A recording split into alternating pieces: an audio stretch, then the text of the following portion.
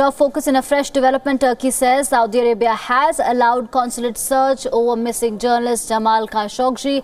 The Turkish president, who earlier said that Saudi Arabia must prove that Jamal Khashoggi left the consulate premises in Istanbul. Listen in.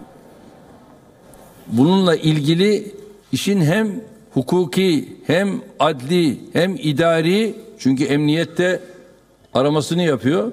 Bütün bu çalışmalar devam ediyor. Ve bu çalışmalar devam ederken hedefimiz bir an önce neticeye ulaşabilmek. Şu anda bakıyoruz tabii yazılı ve görsel medyada konuyla ilgili de çok farklı haberler çıkıyor. Bunlar tabii ister istemez bizi de düşündüren. Erdogan had earlier said that he was personally following the case and added that Turkey currently doesn't have any documents or evidence at hand regarding the case. However, Turkish officials have accused Saudi Arabia of a premeditated plot to kill the Saudi journalist in the consulate premises in Istanbul. 58-year-old Khashoggi has been missing since October 2nd and was last seen entering the Saudi consulate in Istanbul. He was at the consulate along with his fiancée to procure documents for his upcoming marriage. These are the live visuals that we are getting from outside the Saudi consulate in Istanbul. And the latest development is that this particular consulate, the Saudi consulate, will be open to authorities for inspection.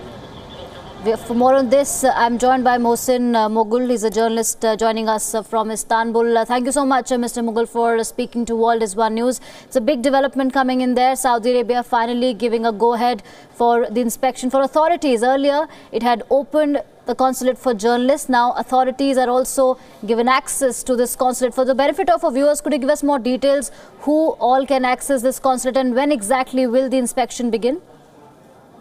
Well, we're not sure yet when exactly the investigating agencies will move into the consulate, but it's important to remember that this was only after repeated requests from the Turkish investigators and the Turkish side that this access has been granted.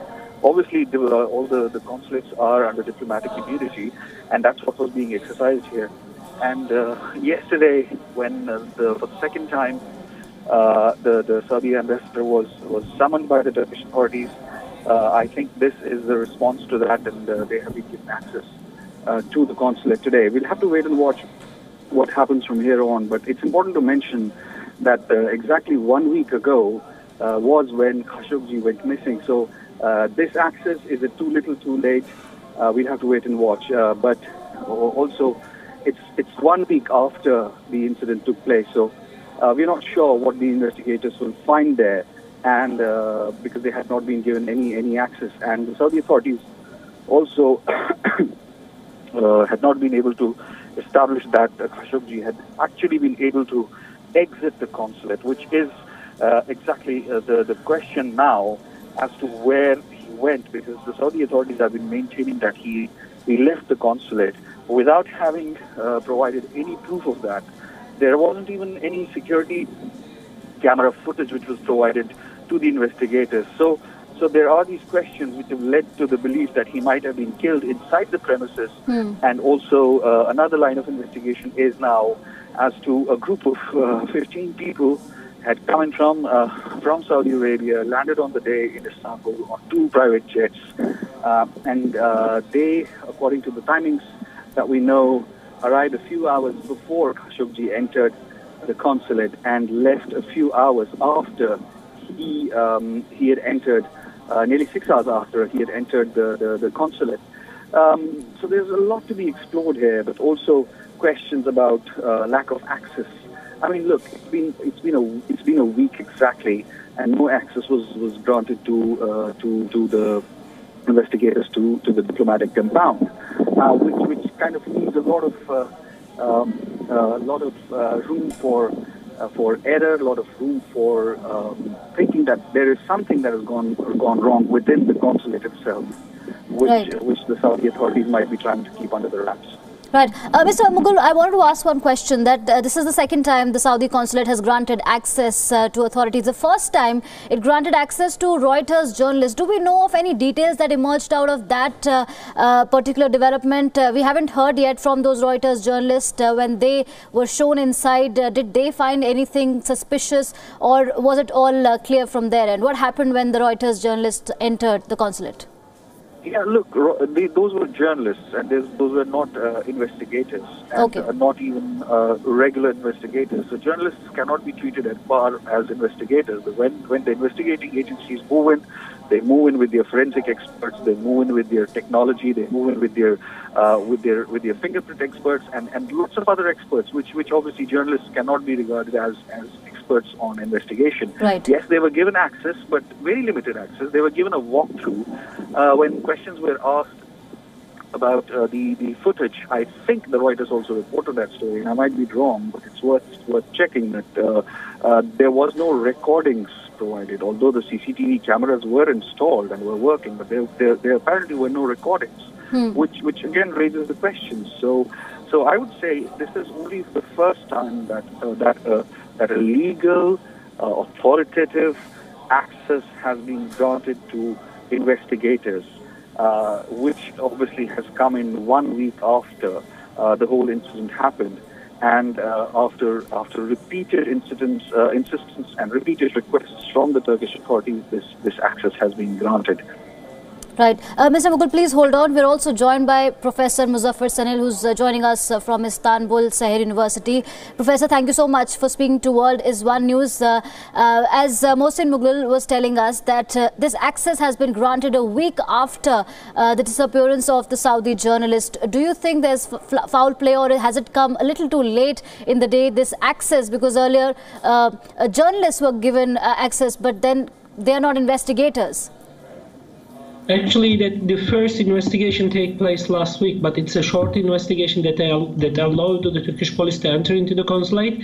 But this is the second time, and this is more, let's say, a criminal investigation now will be done. But I'm not sure that they will find. As I totally agree with the Mr. Mohsin, that totally agree with him that what they can find after 1 week, had already be all evidence, all proofs will be clean most probably. But the most importantly, the same day that the Khashoggi was disappeared, 2 planes was landed to Atatürk airport, and they left after a short break to their landing. After 1 or 2 hours, they left. There's some, let's say, authorities that announced, or there's some news that we heard about that. Most probably, they took him from consulate to bring to Saudi Arabia. Most probably, but actually what I understood from this disappearance, that they took him in the consulate and brought to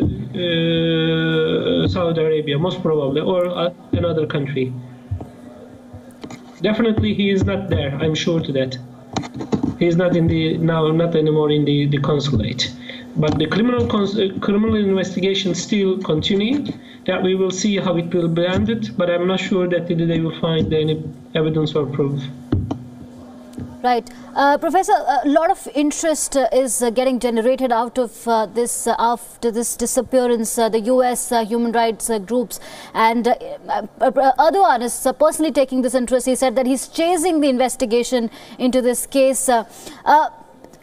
Can you help us connect the dots? Because we spoke to a journalist from Saudi Arabia and Istanbul. They are saying that the CCTV footage holds key to this this investigation. There's this sort of reluctance, though Saudi Arabia has maintained that they were sure that the journalist left the consulate. However, his fiancée, who was present outside the consulate, who was waiting for him, says that she never saw him exit the consulate. So, could you please help us connect the dots? Why are there, why is everybody suspecting Saudi Arabia? One reason it could be that because he was known for his anti-Saudi Arabia views. He's been criticizing Mohammed bin Salman's policies in the past. Could you please connect the dots for us? Yep. Actually, that after the Americans' pressure that the Saudis are allowed to the criminal investigation will be done in the consulate, which is one of the most important things. That the second one is about that the Khashoggi is also has a double citizenship. He's a Turkish citizen. Therefore, the Tayyip Erdogan, as the president of Turkey, had to consider that the Khashoggi is its citizen, and therefore had to care about his life. And it is, I mean,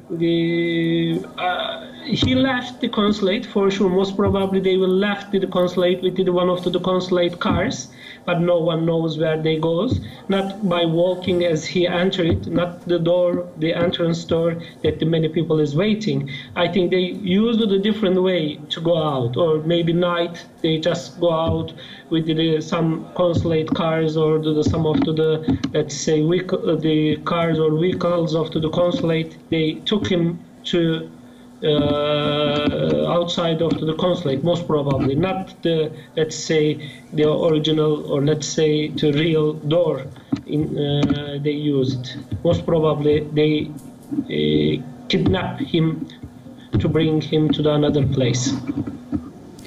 Right.